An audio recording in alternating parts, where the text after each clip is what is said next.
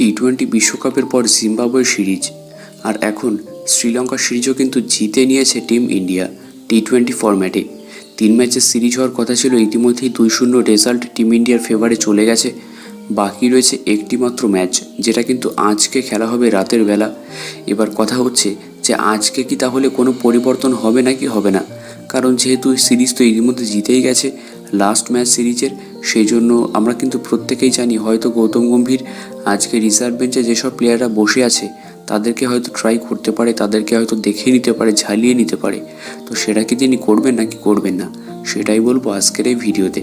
মানে আজকের ম্যাচের প্লেইং ইলেভেনটা কেমন হতে পারে সেটাই কিন্তু হবে আজকের এই ভিডিওর প্রধান টপিক। তো চলো তাহলে বেশি দেরি না করে আগে দেখে নিই যে আজকের ম্যাচের প্লেইং ইলেভেনটা টিম ইন্ডিয়ার কেমন হতে পারে।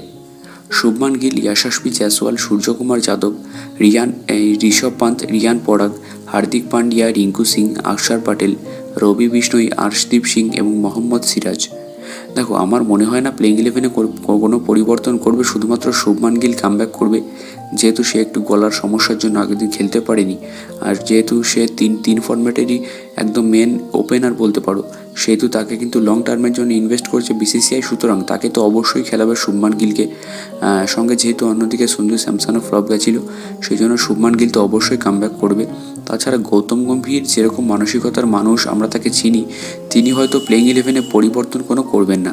তাকে যতদূর আমরা চিনি তিনি খুব বেশি পরিবর্তন করা নিয়ে মাথা ঘামান না। হ্যাঁ, তবে দু একটা পরিবর্তন করা হতেই পারে, যেমন ধরো ওয়াশিংটন সুন্দর চলে এলো, একটা পরিবর্তন হতেই পারে, রবি বিষ্ণের পরিবর্তে বা অক্ষর প্যাটেলের পরিবর্তে, এটা হতেই পারে।